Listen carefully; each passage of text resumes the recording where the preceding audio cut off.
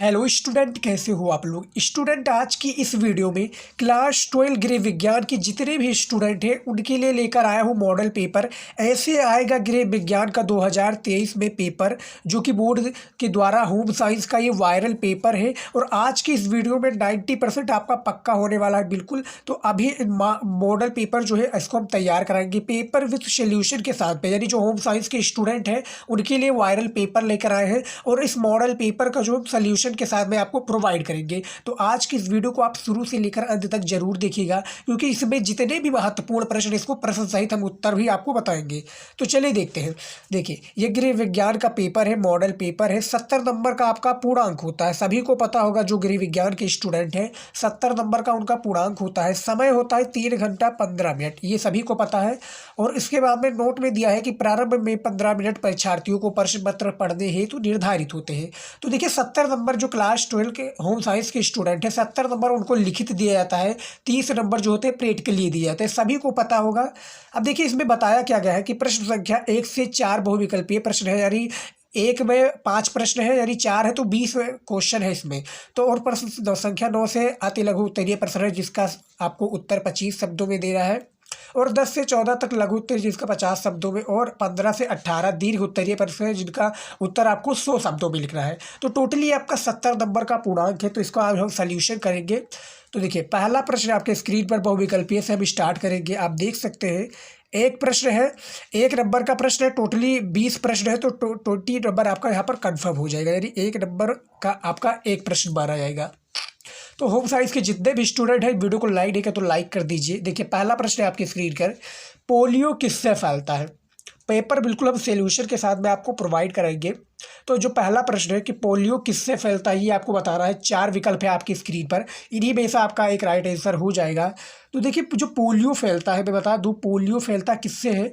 Polio जो होता है वो विषाणु द्वारा फैलता है। किससे? विषाणु द्वारा। आपका राइट आंसर हो जाएगा खा, पहले प्रश्न का।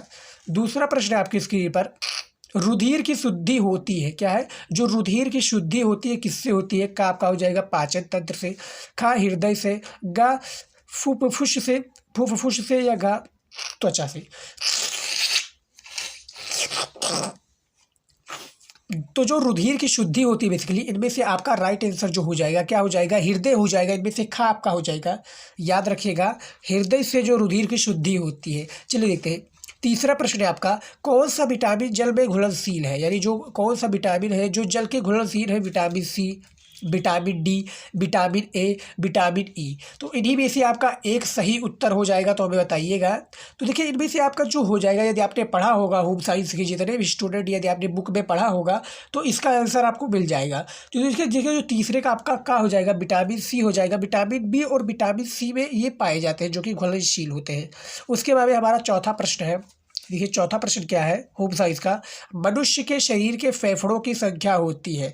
तो मैं बता दूं, बहुत ही सरल इसमें प्रश्न पूछे जाते हैं। और यदि आप होम साइंस के स्टूडेंट हैं तो बहुत ही आसानी से इन सभी प्रश्नों का आप उत्तर दे देंगे। तो देखिए, जो मनुष्य के शरीर में फेफड़ों की संख्या होती है बेसिकली, इनमें से आपका 2 हो जाएगा। क्या हो जाएगा, खा हो जाएगा।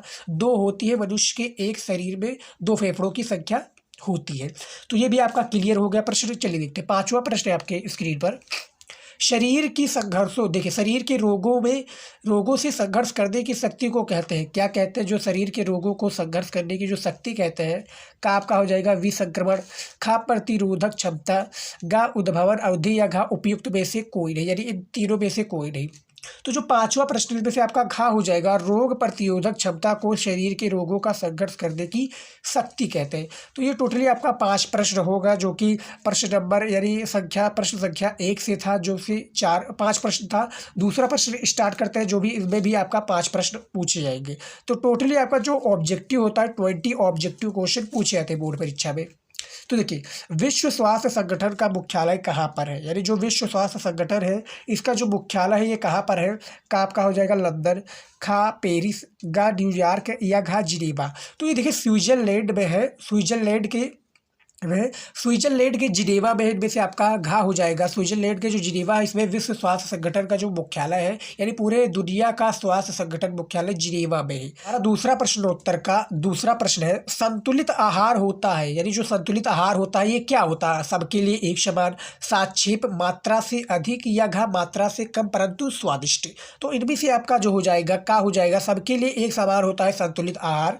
उसके बाद में आपका तीसरा प्रश्न है, हीमोग्लोबिन किस क्रिया में भाग लेता है? जो हीमोग्लोबिन है ये किस क्रिया में भाग लेता है? का आपका हो जाएगा रक्त संचरण में, खा पाचन तंत्र की पाचन क्रिया में, गा ऑक्सीजन परिवहन में, या घा वृद्धि में।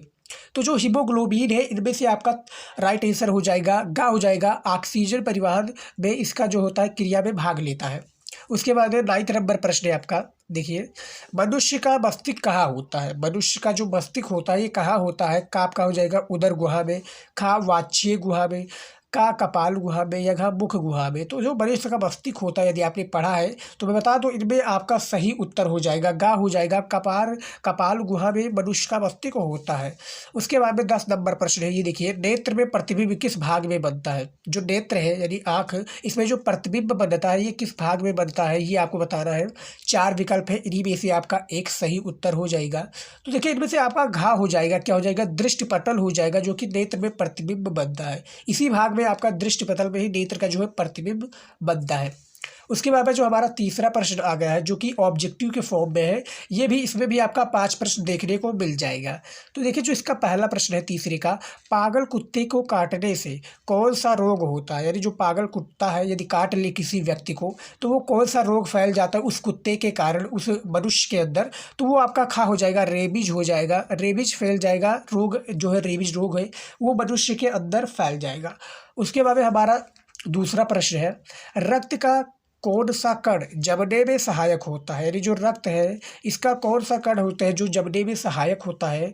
का आपका हो जाएगा लाल रक्त कण, खा श्वेत रक्त कण, गा प्लेट, देखिए प्लेटलेट्स, या घा इनमें से कोई नहीं। तो देखिए इनमें से आपका जो तीसरे का दूसरा सही उत्तर हो जाएगा, क्या हो जाएगा, तो तीसरे का जो दूसरा है इनमें से का हो जाएगा, लाल रक्त कण हो जाएगा इसका सही उत्तर, याद रखिएगा स्टूडेंट। उसके बाद में हमारा तीसरा प्रश्न है ऑब्जेक्टिव में, संतुलित आहार के निर्धारक तत्व है। तो होम साइंस के जितने भी स्टूडेंट हैं मैं सजेशन यही दूंगा कि ऑब्जेक्टिव क्वेश्चन को ज़्यादा से ज़्यादा पढ़ें, क्योंकि 20 नंबर यहीं से डिसाइड होता है। और एग्जामिनर जो होता है जब कॉपी आपका चेक करता है तो यहीं से देखता है कि जो बच्चे ने किस प्रकार से कॉपी को प्रेजेंट किया है, किस प्रकार से उन्हें उत्तर दिया है। तो आप ज़्यादा से ज़्यादा इन सभी प्रश्नों को कीजिए। तो देखिए देखिए इसमें क्या बताएगा कि संतुलित आहार के निर्धारक तत्व क्या है? इनमें से चारों में से आपका एक निर्धारित तत्व है। तो इनमें से आपका क्या राइट आंसर हो जाएगा, घा हो जाएगा। ये सभी यानी आयु भी होता है, लिंग भी होता है, स्वास्थ्य भी होता है। तो संतुलित आहार के तीनों चीज़ क्या होता है, निर्धारित तत्व है। उसके बाद में आपका चौथा प्रश्न है तीसरे का, स्वास्थ्य शिक्षा में सम्मिलित है। जो स्वास्थ्य शिक्षा इसमें सम्मिलित क्या है? का आपका हो जाएगा पर्यावरण, खा शारीरिक स्वास्थ्य, या गा सामाजिक स्वास्थ्य, या घा ये सभी। इन चारों में से स्वास्थ्य शिक्षा में सम्मिलित क्या है ये बताइए। तो देखिए इनमें से आपका क्या राइट आंसर हो जाएगा, घा हो जाएगा, यानी पर्यावरण भी सम्मिलित है, शारीरिक स्वास्थ्य भी, सामाजिक स्वास्थ्य भी, और ये सभी भी, यानी चारों आप चीज़ इनमें से आपका तीनों चीज़ है। बस इनमें आपको घा राइट आंसर लगा देना है बोर्ड एग्जाम में। उसके बाद में आपका पांचवा प्रश्न है, क्योंकि हमने कहा था सोल्यूशन के साथ में सभी काम देंगे, तो आप सोल्यूशन के साथ में कीजिए और मॉडल पेपर को आप तैयार करके जाइएगा। और मेरी गारंटी आपको 30 से 40 नंबर लाने से कोई भी नहीं रोक सकता यदि आप मॉडल पेपर को तैयार करके जाते हैं, याद रखिएगा। पांचवा प्रश्न है आपका, ध्वनि या शोर की इकाई है, यानी ध्वनि प्रदूषण किससे या शोर की इकाई है? तो का आपका हो जाएगा कैलोरी, खा मीटर, गा डेसिबल, या घा डेसीमीटर। तो जो ध्वनि या शोर की इकाई है इनमें से गा हो जाएगा, डेसिबल हो जाएगा आपका सही उत्तर, जो कि इसका इकाई है। अब हमारा आ गया है चौथा प्रश्नोत्तर, यानी प्रश्नोत्तर चौथे का पहला प्रश्न है, क्योंकि हमने बताया था आपको शुरुआत में ही कि आपका 4 प्रश्नोत्तर रहेगा, प्रत्येक प्रश्नोत्तर में 5 प्रश्न होंगे, यानी 5 बहुविकल्पीय प्रश्न होंगे। तो अब हमारा चौथा आ गया, 15 क्वेश्चन हमने क्लियर कर लिया उसका प्रश्न का सही उत्तर। लेकिन जो हमारा चौथा है, अब इसका पहला प्रश्न है आपका, पौधे वायुमंडल का शुद्धिकरण करते हैं, यानी जो पौधे हैं ये वायुमंडल का शुद्धिकरण करते हैं किससे? का आपका हो जाएगा नाइट्रोजन द्वारा, खा ऑक्सीजन द्वारा, गा कार्बन डाइऑक्साइड द्वारा, या घा जल द्वारा। तो जो पौधे वायुमंडल में जो शुद्धिकरण करते हैं बेसिकली, इनमें से आपका गा हो जाएगा कार्बन डाइऑक्साइड द्वारा, जो कि पौधे से जो होता है ये इसी का शुद्धिकरण करता है, याद रखिएगा। हमारा दूसरा प्रश्न है चौथे का, जो प्रश्नोत्तर चौथा है उसका दूसरा कि रक्त संचरण में, देखिए रक्त संचरण में कौन सा रुधिर वर्ग सर्वग्राही है। आपके पास 4 विकल्प है, तो इनमें से यदि आपने पढ़ा है तो मैं बता दूं, इनमें से आपका खा हो जाएगा, AB हो जाएगा, जो कि रुधिर वर्ग का सर्वग्राही है। तीसरा प्रश्न इसका देखिए, निम्नलिखित में से कौन एक मानव जनित आपदा नहीं है। क्या है, मानव के द्वारा ये लगाया गया आपदा नहीं है। का हो जाएगा रेल दुर्घटना, खा आग लगना, गा परमाणु विस्फोट और घा बादल फटना। यदि आप इन प्रश्नों का उत्तर नहीं आता तो आप प्रश्न को पढ़ेंगे तो ऑटोमेटिक इसका प्रश्न का उत्तर बन जाएगा। अब देखिए, रेल जो दुर्घटना है ये इंसान के द्वारा हो सकता है, आग लगना भी इंसान के द्वारा हो सकता है, परमाणु विस्फोट भी आग लगना के द्वारा हो सकता है, लेकिन जो बादल फटना ये प्राकृतिक है। तो इनमें से मानव जनित आपदा नहीं है, तो इनमें से आपका बादल फटना जो हो जाएगा ये मानव जनित आपदा है। क्या है, मानव जनित आपदा नहीं है, ये आपको याद रखना है। उसके बाद में आप चौथा प्रश्न है, एकल परिवार में पाई जाती है, जो एकल परिवार है इनमें क्या पाई जाती है।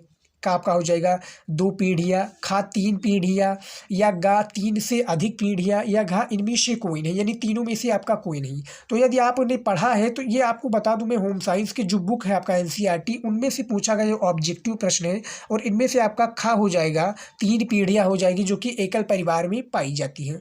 उसके बाद में हमारा उसके बाद में जो हमारा 5वां प्रश्न है चौथे नंबर का, कि निम्नलिखित में से एक राष्ट्रीय समस्या है।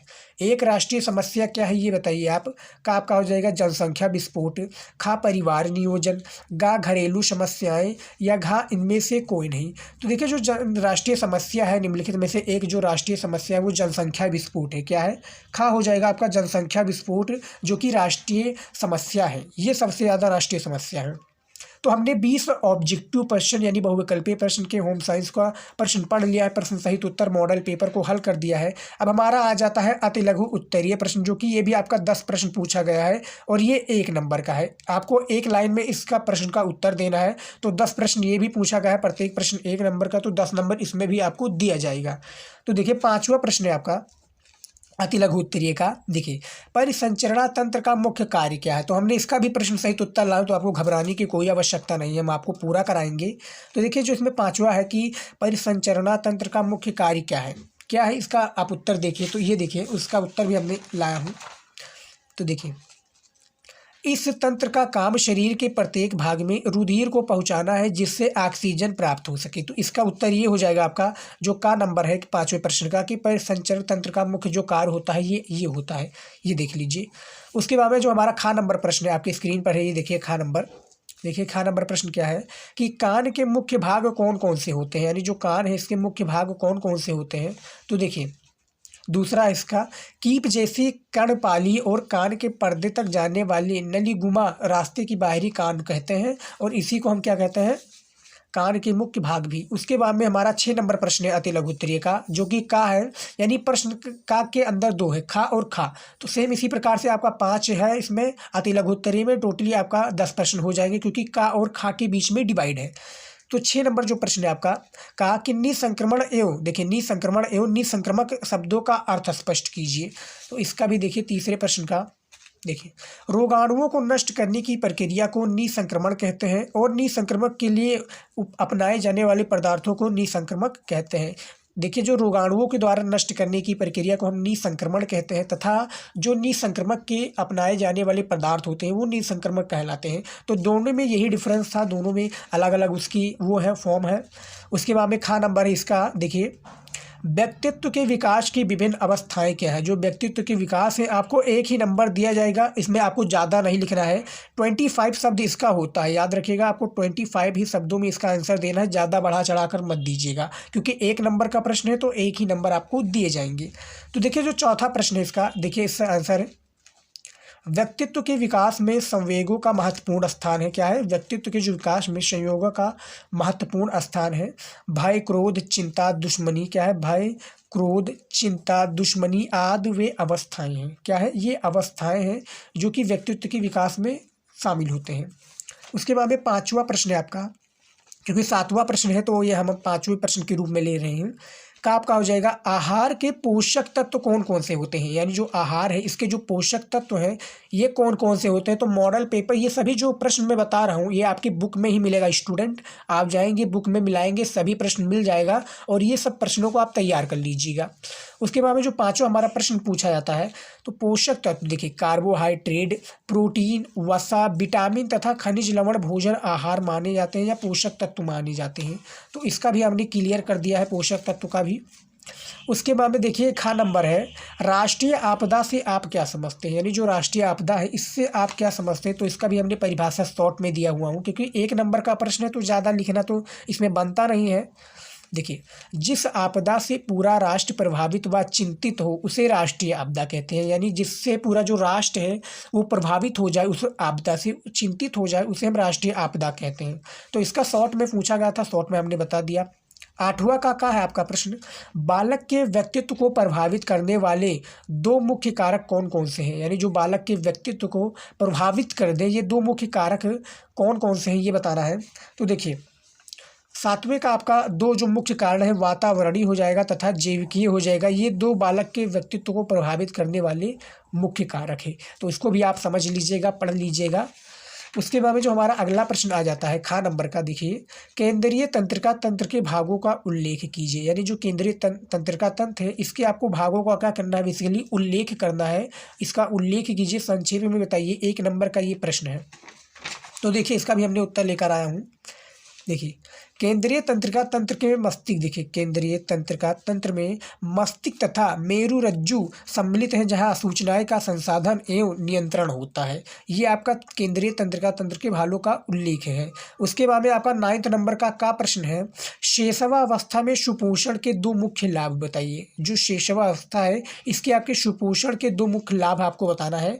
तो दो मुख्य लाभ किस प्रकार से आप बताएंगे, तो इसका भी हमने उत्तर लाया हूँ। देखिए दो मुख्य लाभ ये पोषण तत्व, पादप पोषण, तो ये दो मुख्य लाभ, इसको भी आप संक्षेप में पढ़ लीजिएगा। यदि यही प्रश्न आपका आ जाता किसमें, लघु उत्तरीय में या आपका दीर्घ उत्तरीय में, जो कि विशिष्ट में आपको जो मैंने बताया पोषण तत्व और पादप तत्व, तो इसमें आपको थोड़ा थोड़ा ऐड करके आगे भी लिखना होता, आगे भी इसकी प्रक्रिया आपको चालू करनी पड़ती। उसके बाद में 9 नंबर का खा नंबर प्रश्न है। देखिए बाल मृत्यु को रोकने के दो उपाय बताइए, यानी जो बाल मृत्यु इसके रोकने के कोई आपको दो उपाय लिखनी है। किस प्रकार से लिखनी है ये भी हमने बताया हुआ है। तो देखिए शॉर्ट में इसका क्वेश्चन है, एक नंबर का है, आपको ज़्यादा कंफर्ट नहीं लगाना पड़ेगा। देखिए शिक्षा का प्रसार एवं लोगों में जागरूकता, शिक्षा का प्रसार एवं लोगों में जागरूकता फैलाकर तथा प्रसव एवं स्वास्थ्य केंद्रों की स्थापना करके बाल मृत्यु को क्या है रोका जा सकता है। इसके दो कारण शिक्षा का प्रसार एवं लोगों को जागरूकता, ये दो मुख्य कारण हैं जो कि आप बचाकर या फैलाकर बाल मृत्यु को रोका जा सकता है इन दो कारणों से। तो इसका भी हमने प्रश्न क्लियर कर दिया है। तो जो हमारा अति लघु उत्तरीय का 10 प्रश्न था इसका हमने उत्तर बता दिया है। आपको देख सकते हैं हमने किस प्रकार से आपको बताया है, बिल्कुल जेन्युइन ये उत्तर है, आपको बुक में ही मिल जाएगा। आप यदि आप ट्राई करेंगे तो मिल जाएगा। उसके बाद में अब हमारा आ जाता है लघु उत्तरीय प्रश्न, जो कि प्रत्येक प्रश्न 2 नंबर का है। ये भी आपका 10 प्रश्न पूछे गए हैं का और खा के मिलाकर। तो 10 नंबर जो प्रश्न है का नंबर की मानव शरीर में रक्त के कार्यों का उल्लेख कीजिए, यानी जो मानव शरीर है इसके रक्त के जो कार्य हैं इसका उल्लेख करना है। 2 नंबर इसमें भी दिए होंगे। खा नंबर है धमनी व शिरा में दो मुख्य अंतर क्या है, इसको भी आप संक्षेप में बताइए। 11 नंबर प्रश्न है दहेज प्रथा से समाज में होने वाली हानियों का उल्लेख कीजिए। 2 नंबर इसमें भी आपको दिए जाएंगे। खा नंबर प्रश्न है आपका 11 नंबर का कि संतुलित व्यक्तित्व की विशेषताएं क्या होती हैं, इसके बारे में भी आपको लिखना है संक्षेप में।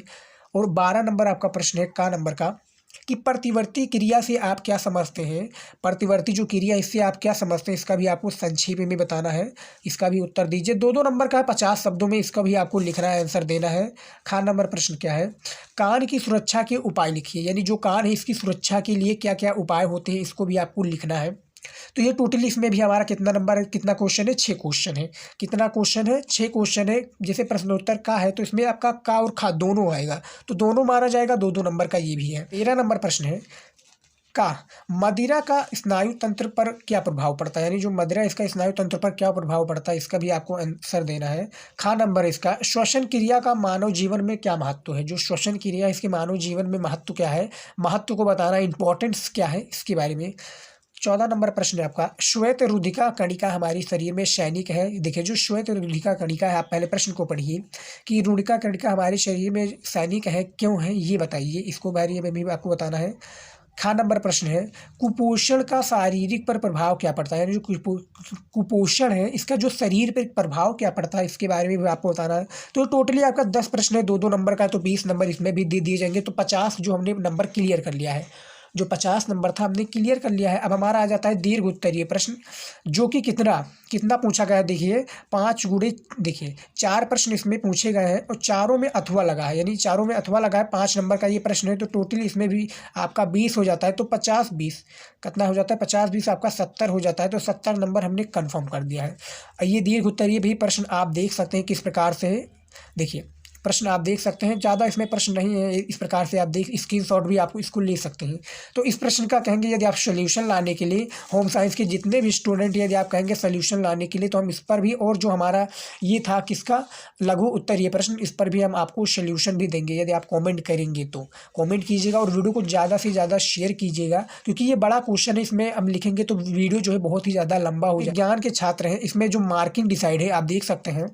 पहला, बहुविकल्पीय प्रश्न की संख्या 20 प्रश्न है, तो एक प्रश्न का आपका प्रत्येक प्रश्न का 1 अंक है, तो 10 दूना 20, ये 20 भी हो गया। अति लघु उत्तरीय का देखिए 1 अंक है, इसमें भी आपका 10 क्वेश्चन है, तो 10 दूना तो 20 और 10 30 हो गया।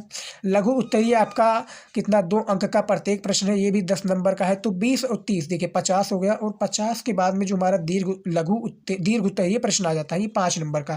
टोटली 4 प्रश्न पूछे गए तो 20, तो देखिए 50 और 20 कितना हो जाता है, 50-20 आपका 70 हो जाता है, याद रखिएगा। तो 70 नंबर का हमारा जो पूर्णांक है वो कंप्लीट हो जाता है गृह विज्ञान में। यदि आप कहेंगे हमें और भी वीडियो पर बनाने के लिए, तो हम और भी वीडियो बनाएंगे और इसका सोल्यूशन भी हम कंप्लीट लेकर आएंगे, जो कि लघु उत्तरीय प्रश्न का है। तो आई होप कि आज का ये वीडियो आप लोगों को अच्छा लगा है। मॉडल पेपर हमने पूरा सोल्यूशन के साथ में बता दिया है कि किस प्रकार से आपको करना है। बहुत ही इंपॉर्टेंट ये मॉडल पेपर था, जो कि गृह विज्ञान का था। आई होप कि आज का ये वीडियो पसंद आया है। पसंद आए तो वीडियो को लाइक कीजिएगा। मिलता है नेक्स्ट वीडियो में कुछ नया लेकर आपके लिए, तब तक के लिए जय हिंद।